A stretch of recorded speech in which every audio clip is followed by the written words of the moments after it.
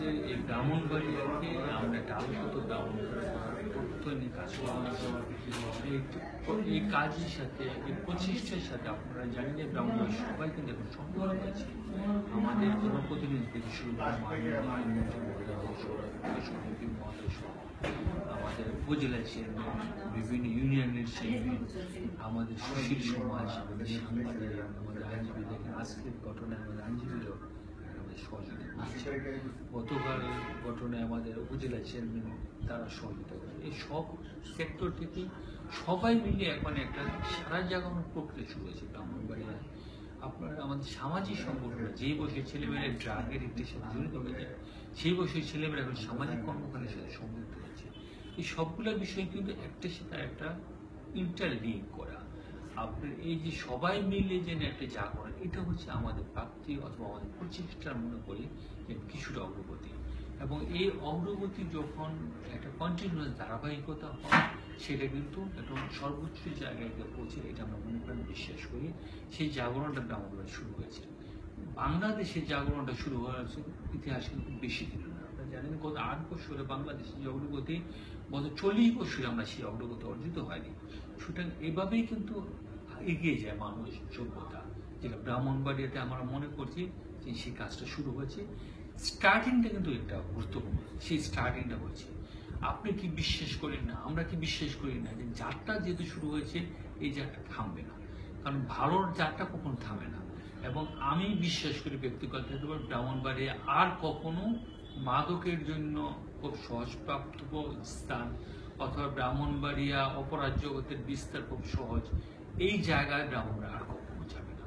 ব্রাহ্মণবাড়িয়ার নতুন জেনারেশন ছেলেমেয়েরা জেগে উঠেছে, ব্রাহ্মণবাড়িয়ার সমস্ত কমিউনিটি জেগে উঠেছে, ব্রাহ্মণবাড়িয়া আলোর পথে অগ্রসর হচ্ছে। এই চারটা আলোর পথে থাকবে।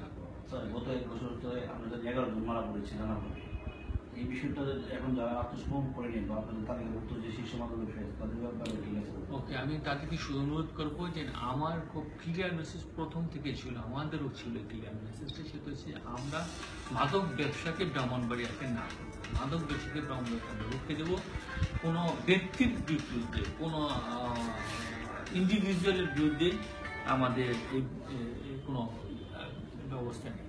সেই জায়গায় আমি মনে করি যে কোনো ব্যক্তি, সে মাদক ব্যবসায়ী, সে অপরাধী, সে সুস্থ স্বাভাবিক জীবনে ফিরে আসার চেষ্টা করে, তাদেরকে সর্বপ্রকার সহযোগিতা আমরা করবো। শুধুমাত্র যে তাদেরকে সারেন্ডার প্রক্রিয়া আমি সহযোগিতা করবো তাই না, তারা ভবিষ্যতে যাতে স্বাভাবিক জীবনে তারা অব্যাহত থাকতে পারে, সেই ব্যাপারে সর্বোচ্চ সহযোগিতা আমরা করবো, আমাদের জনপ্রতিনিধিরা করবে, আমাদের ব্রাহ্মণবাড়িয়ার লোকজন করবে।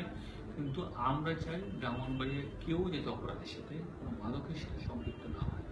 এরপরে যারা মনে করবে যে তারা ওই জগৎ থেকে আর সুস্থ স্বাভাবিক জীবনে ফিরে আসবে না, তাদের প্রতি শুধু আমার একটাই কথা থাকবে, তারা আমাদের চ্যালেঞ্জ জানাচ্ছে, তারা আমাদের সব ধরনের প্রতিশ্রুতিকে তারা অস্বীকার করছে। সুতরাং তাদের এই চ্যালেঞ্জকে আমরা গ্রহণ করব এবং তাদের প্রতি আমাদের যুদ্ধ অব্যাহত থাকবে এবং তাদের পরিণতি কখনো শুরু করা হবে না। এটা আমাদেরকে সাহায্য করবে।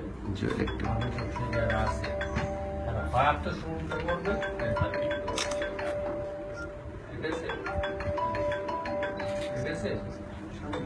একটু এদিকে স্যার।